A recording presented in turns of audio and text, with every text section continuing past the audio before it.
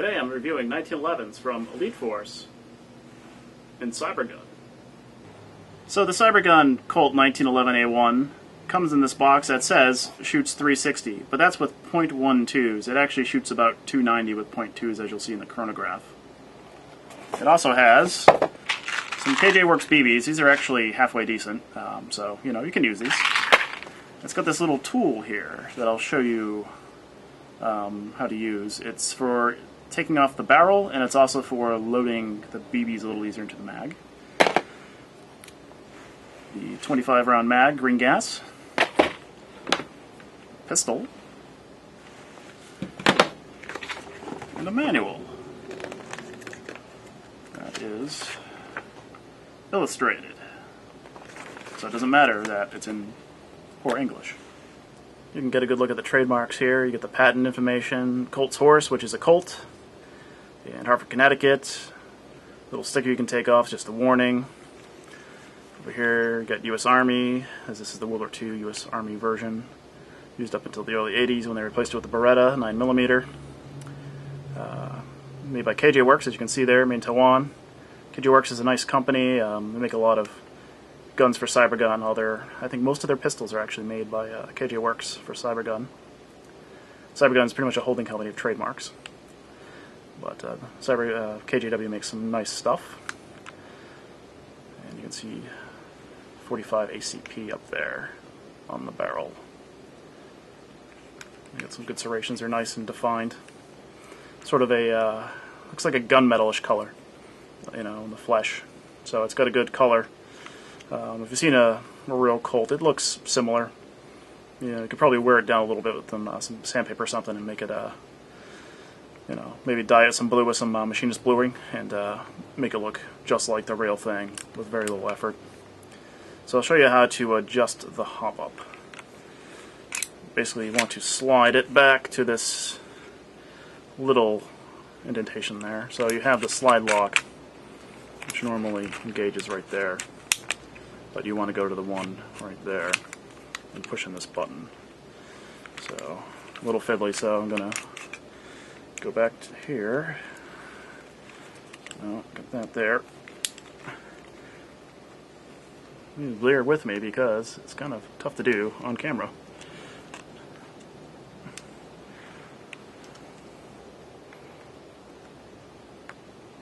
Nearly there.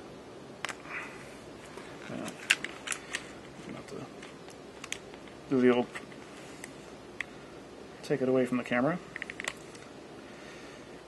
Nearly there. We'll edit it. Oh, there we go.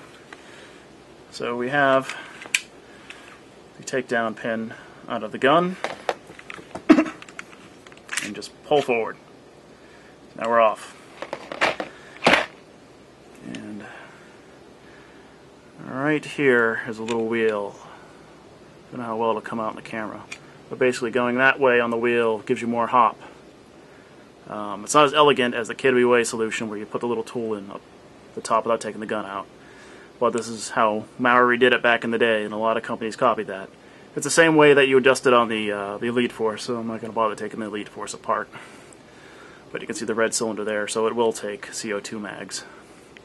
Unfortunately, I don't have any CO2 mags in stock, or else I'd chrono it on CO2 mags as well. But I believe they shoot around 350 with the CO2 mags. But I haven't had one in stock for a while.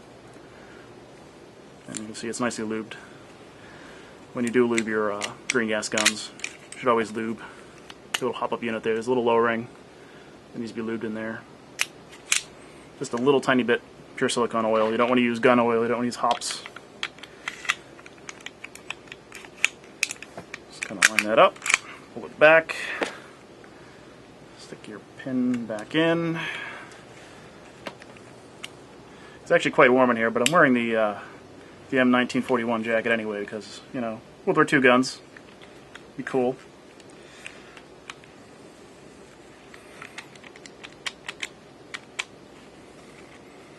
Not nearly there. Come on. There we go. And you can see this does have the functioning beaver tail safety. Just cock that. Nothing. Bam. Alright, let's look at the other gun, the 1911 from Elite Force. But first, one more thing, like Columbo would say. Here's your mag. You're like, oh, you know, BBs go down here. You could put them in the hard way, putting the speed loader up there. But if you pull this all the way down, you can feed them in below.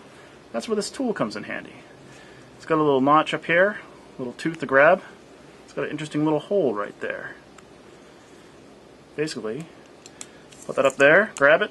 You have to keep a hand on it though, because it won't overcome the spring tension. And then you can just feed your BBs in right there. Hold it upside down. Just pour your BBs right in there. Use your speed loader. Makes it much easier and they stack much nicer. This is a 25 round magazine. I mean, it's really thin. If you have a high kappa, you know they're a little fatter than this. But it's actually really thin and they stack really nice. This other part's for taking off your barrel, but you'll never really need to do it.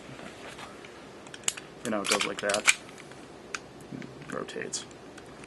Here's the box for the Elite Force 1911A1. $109, very good value for a gun of this quality. The registration cards here. 60-day warranty, that's very good as well. Manual, very well written and illustrated. Shows you everything to do with the gun. Does not show you how to lubricate it though, oddly. You know, illustrated as well. Shows you how to do the hop-up, which is the same as the hop-up on the KJ Works Cybergun. Here is your Allen wrench for changing out the CO2 cartridge. It's big. I want to say a 5mm, but don't quote me on that. Actually, no, it's a 1/4 inch. Look at the thing. It actually says 1/4 inch chrome vanadium on it. You got a magazine with a cartridge in it because I will be testing this on the chrono. Follow where it locks back. I'm just going to drag that back with your fingernail. Oop. All the way back. And you just load 14 BBs in there, and there you go. There's your nut for your, take your gas out. It goes out the side. One side is bigger than the other, so you want to pop it out this side when you loosen that. And some people ask, you know, these are one use only. You can't take this out. Once you put it in there and screw it in, it gets pierced and that's it. You can't take this out and put it in another gun. That's it. You know, they're only $1. Just leave it in the mag till it's empty. And here's the gun. Really nice gun. It's sort of a semi-gloss black. It's got a little bit of sheen to it. And you got the trays there, Elite Force 1911. And the warning, made in Taiwan, little F for Formosa. At least I believe that's what it is, you know, it would make sense. I know it's made in Taiwan, and Taiwan is Formosa. Plastic grips. This is the metal orange tip. It's not plastic glued on like some threaded orange tips are. This is 14mm counterclockwise. You could put a flash hider on there, one of those compensator style like they have in race guns, or maybe a suppressor on there. I like the trigger pull on this gun too. Nice and crisp. This does have a working beaver tail safety. So you got nothing, put that in there. This is the Elite Force 1911 with 0.2 gram BBs. It's a 389, pretty powerful. 343, 358, 323,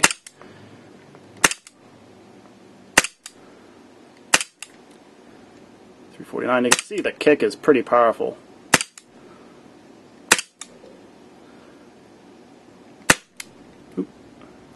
341 is the last shot, and it locks back, just like a real 1911. Pretty cool.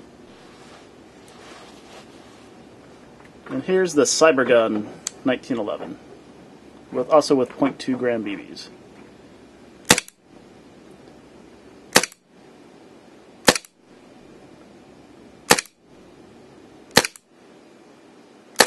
.296, 293, 288, 206. See, it's less, but it's more consistent. Both of them are great guns, but it boils down to, do you want the World War II style Cybergun Colt 1911A1, or do you want the more modern Elite Force 1911A1? And remember, for a limited time, any purchase of an airsoft gun at Master Hobbies, you get a free Master Hobbies patch. I'll see you out on the airsoft field.